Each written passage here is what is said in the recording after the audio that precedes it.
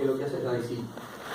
Es por eso que si nosotros hablamos en términos energéticos, en el resorte nosotros podemos plantear que la energía está dada por, digamos, un medio de la constante del resorte por x al cuadrado, y podemos reemplazar en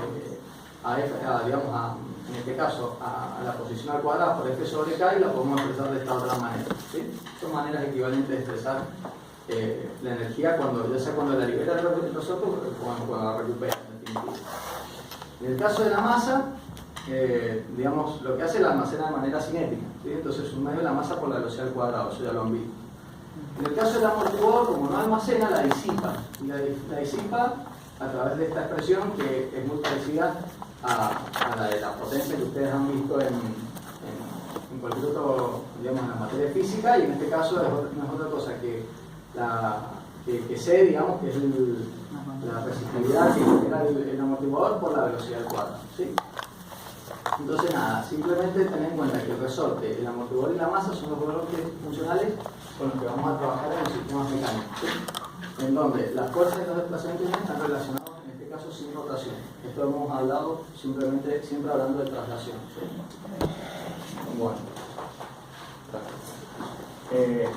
en el caso de incorporar la rotación, básicamente las expresiones son muy parecidas, es decir, en vez de estar hablando de fuerza y de desplazamiento, vamos a estar hablando de torque y de posición, digamos, de desplazamiento angular, de posición angular, ¿sí?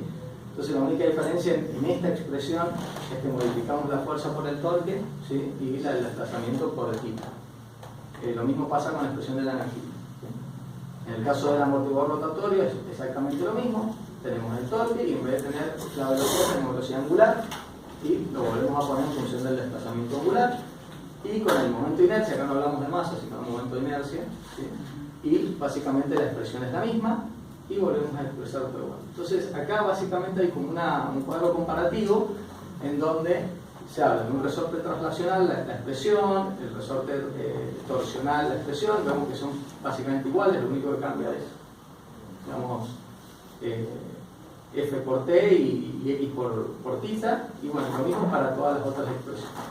Una vez que más o menos tenemos definidos estos bloques funcionales, ahora vamos a entrar al modelo, y cuando formamos un modelo mecánico, supongamos que este tipo de modelo,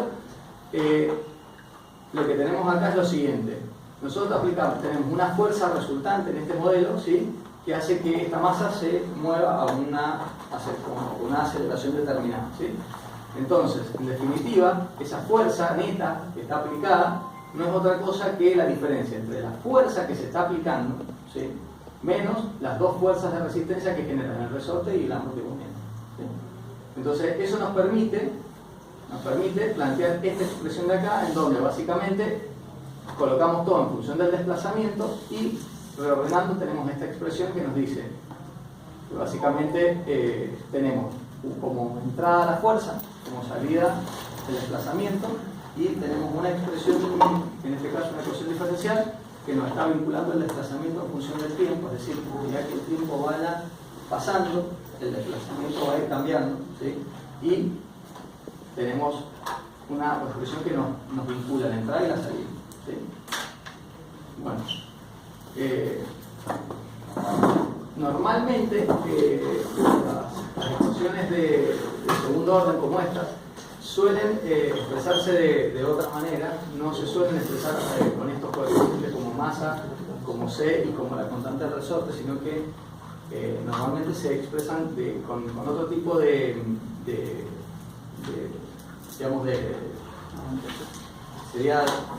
parámetros, que ya lo vamos a ver a continuación. Y lo que tenemos es que si nosotros tenemos ausencia del amortiguamiento, lo que va a pasar es que nosotros podemos hablar de que el resorte va a oscilar de manera, digamos, permanente. Y esa oscilación va a trabajar a una frecuencia natural que está dada por esta expresión que ustedes ya también la han visto en física.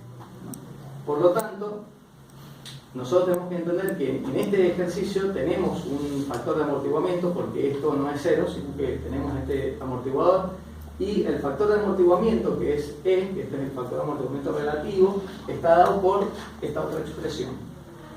Por lo tanto, lo que nosotros hacemos para pasar de esta expresión que hemos ordenado acá a esta otra expresión que tenemos acá abajo es simplemente meter esto y esto adentro de esto.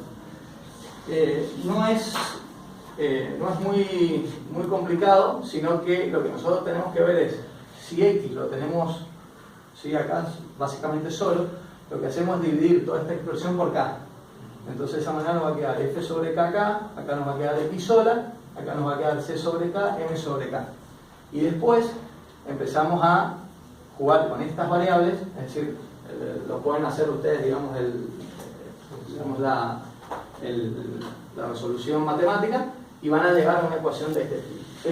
En donde básicamente lo podemos expresar de esta otra manera. Como ven acá, no está ni el parámetro M ni el parámetro C, sino que lo hemos expresado en función del amortiguamiento relativo, que como les digo, eso lo vamos a ver un poco más adelante, y sobre la frecuencia natural en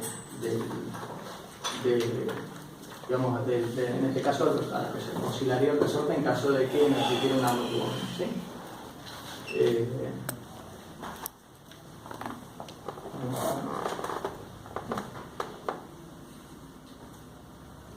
Bueno, en el caso de los sistemas mecánicos rotacionales es, digamos, básicamente lo mismo. La expresión a la que habíamos llegado, o a la que podemos llegar, es la misma. Si tenemos este tipo de sistema, es equivalente al que tenemos en traslación, con la diferencia en que en vez de tener masa tenemos un momento de inercia, bueno, lo que conversamos recién. Y también podemos expresarlo de la misma manera de esta otra manera, con esta expresión, ¿sí? La única diferencia es que acá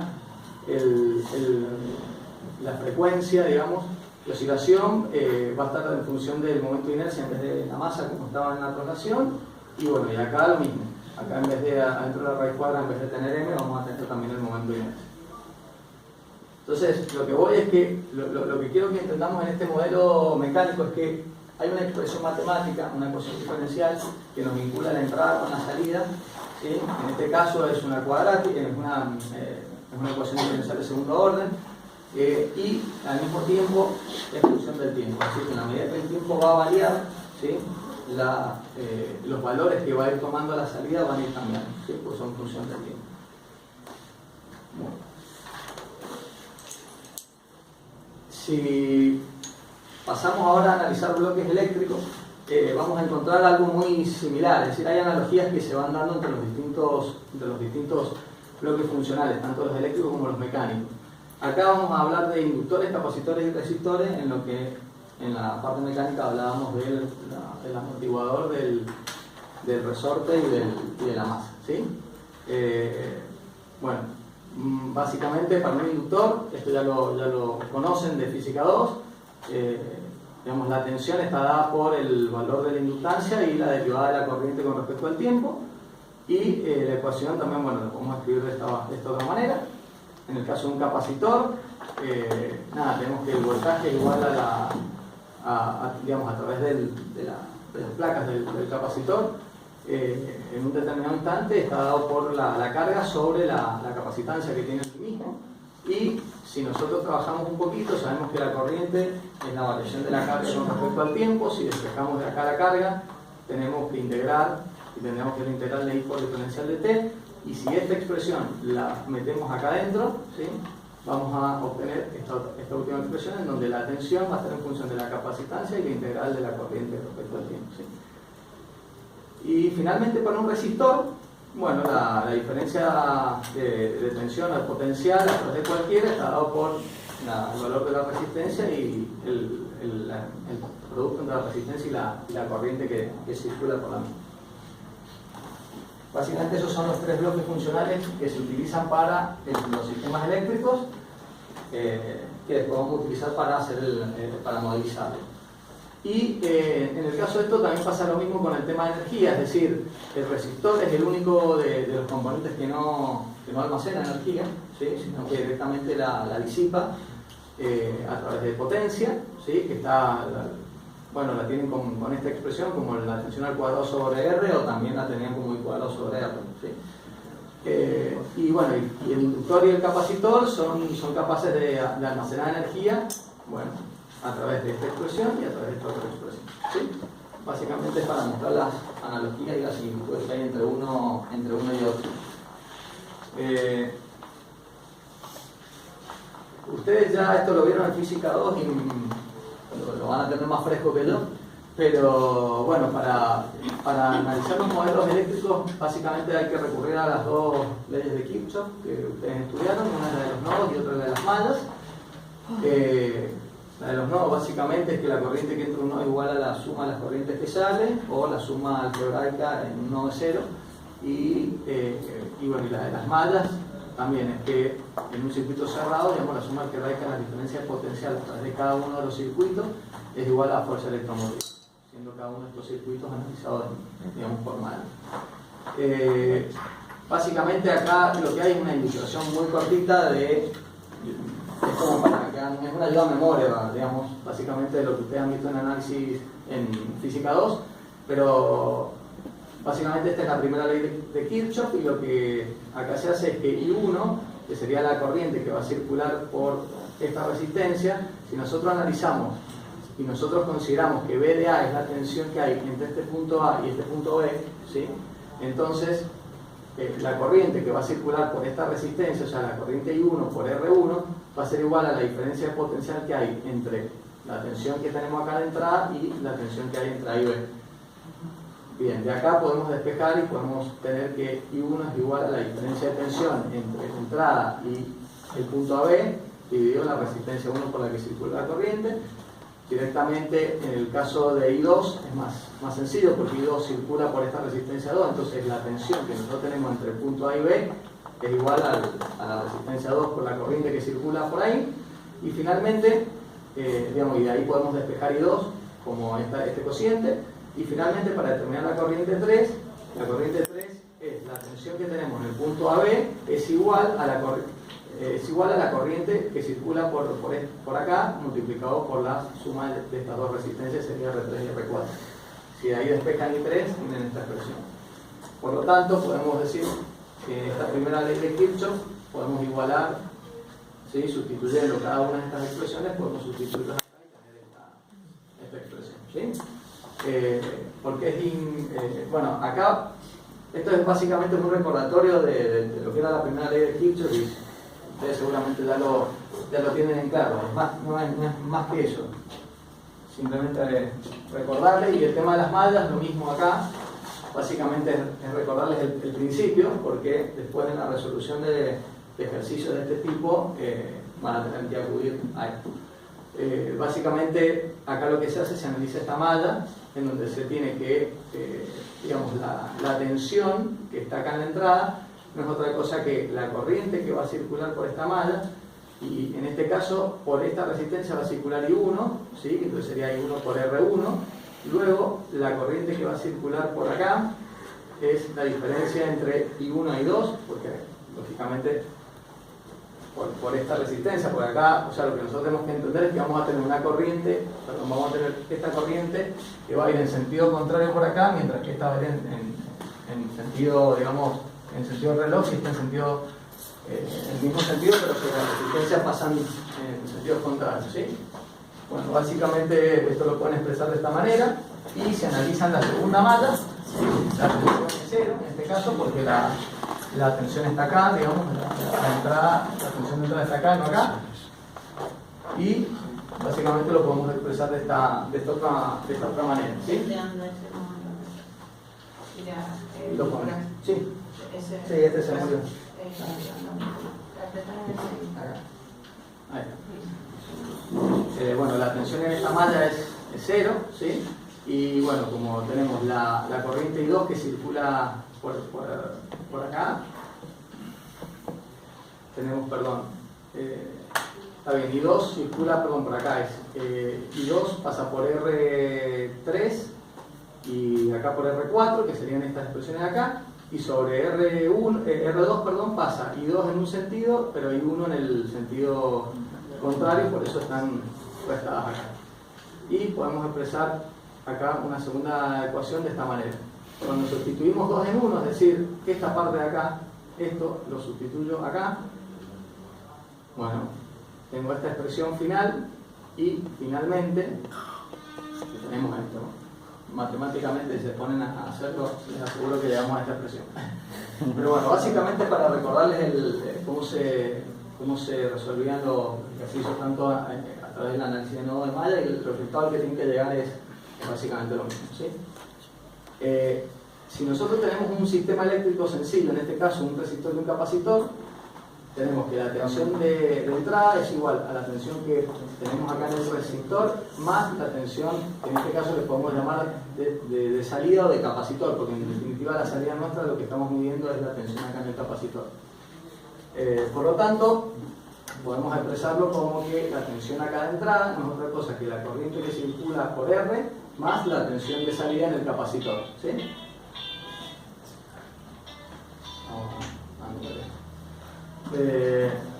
Sí. Bueno, al mismo tiempo esta I acá la podemos sustituir. Esto, bueno, es la corriente no es otra cosa de la capacitancia del capacitor sobre la tensión que va a estar en ese mismo capacitor, y si esto lo sustituimos dentro de esta expresión, llegamos a esta expresión que vincula la entrada con la salida. Es decir, en este caso tenemos como entrada la tensión acá y como salida BC, que es lo que estamos tratando de medir en las placas del capacitor, ¿sí? Bueno, lo importante acá es, dame un segundo que vamos a parar esto.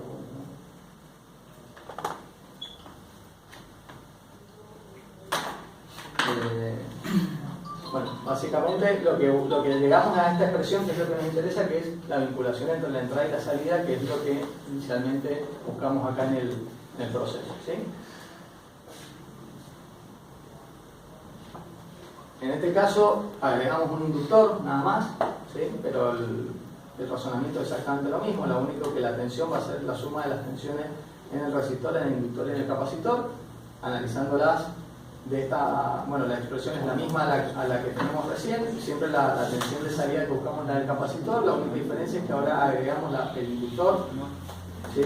Entonces la tensión en el inductor no es otra cosa de inductancia por la derivada de la corriente sobre el tiempo. Como I ya lo habíamos, o sea, como la corriente es la misma en todo el circuito, la corriente que pasa por el capacitor, ya la podemos expresar de esta manera.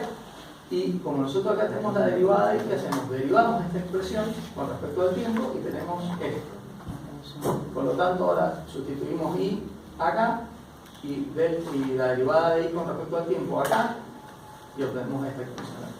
¿Sí? Entonces, ¿cuál es la diferencia entre la expresión anterior y esta expresión? Que esta es de segundo orden y la anterior es de primer orden, ¿sí? Pero la relación entre la entrada, que es la tensión, y la salida, que en este caso es la tensión medida en el capacitor, la seguimos teniendo, ¿sí? Claro, la idea es poder llegar a una expresión que modelice el comportamiento de ese proceso en relación, o sea, relacionando la entrada con la salida. Porque si no, también podríamos haber dejado la expresión que está arriba de la remarcada en verde, y esa es totalmente válida. Lo que pasa es que no me permite generar una relación entre la tensión de la bobina, digamos, y la tensión en el capacitor, que es la relación que me está interesando en este caso, digamos, en este proceso. ¿Está bien? Pero por eso la idea es irla trabajando para llegar a una expresión que me modelice las relaciones que yo quiero establecer entre la entrada y la salida. ¿Se entiende? Es decir, los dos modelos son válidos, eso es lo que quiero decir. No es que no, seguro. Sino que uno lo va llevando a la forma en la que a uno le interesa relacionar. Que tú quieras. Claro, pero en este caso te hago lo último que tenés. Después vos vas a generar una relación que sea la de interés, que en general es la relación entre la variable que vas a controlar y la variable que vas a manipular. Por eso es que uno después trata, dentro de todas las, porque pueden haber perturbaciones que van a aparecer también en esa ecuación diferencial, pero uno termina queriendo definir como función de transferencia la relación entre la salida y la entrada, que en el lazo de control es la relación entre la variable controlada y la manipulada. Es decir, nosotros esta expresión la llevamos así, la llevamos a estos términos, porque lo que a nosotros nos interesa después es evaluar, digamos, la relación entre entrada y salida. Acuérdense que después cuando llevemos esto al dominio de la S y cuando pongamos la salida sobre, o sea, hagamos la división entre la salida y la entrada, busquemos la función de transferencia, ¿sí? Nosotros para hacer eso tenemos que poder tener las variables expresadas en función de la entrada y la salida, ¿sí? Es decir, por eso yo antes que empezáramos les comenté, ahora lo que vamos a ver es cómo empezamos a modelizar, es decir, cuáles son los bloques funcionales con los que se trabaja en la modelización mecánica, eléctrica, fluídica, térmica, ¿sí? Después, la unidad que sigue, vamos a empezar a ver las respuestas al sistema, ¿sí? Ahí vamos a ver la transitoria, vamos a ver la estable, ¿sí? Y finalmente vamos a ver los modelos dinámicos, ¿sí? Que es cómo trabajan y cómo cuando nosotros introducimos una entrada o generamos una perturbación o, por ejemplo, se modifica el valor de MDT, cómo genera esa variación de MDT, cómo se traduce a variaciones en CDT, es decir, en la salida del proceso que estamos trabajando. O sea que ahora en las próximas unidades siempre vamos a estar basándonos en esta parte de este diagrama y finalmente después vamos a sumarle al controlador para darle el cierre y trabajar con todo el sistema completo. ¿Sí?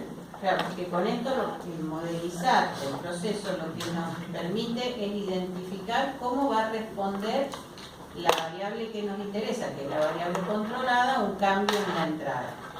Y el controlador lo que tiene que hacer es ir variando esa entrada para que a la salida pase lo que yo quiero. Por eso yo necesito comprender el comportamiento del proceso, modelizarlo. Porque si yo no conozco cómo el proceso va a responder a cada cambio que yo provoque en la entrada, no voy a poder saber cómo el controlador debería modificar esa entrada. En definitiva, cuando nosotros tengamos una expresión trabajada en el dominio de la S, que nos vincule entrada-salida y nos vincule la función de transferencia, ese proceso nos va a dar la pauta, es decir, el controlador que tenemos que poner acá es un P o un P más I o un P más I más D. ¿Se entiende? Es decir, eso nos va a dar la pauta de si nosotros con un controlador solo proporcional estamos bien o si necesitamos integrar, o sea, si necesitamos integrar también parte del error o si necesitamos derivar. ¿Sí? Es decir, primero tenemos que conocer esto para después poder determinar y colocar el controlador más adecuado para el proceso que nosotros tenemos. Si después modificamos el proceso por algún motivo, debemos modificar el controlador o analizar si hay que modificarlo. Por eso es que trabajamos las expresiones y las llevamos a esta relación. ¿Sí? Solamente las estamos colocando acá no las estamos trabajando. Es decir,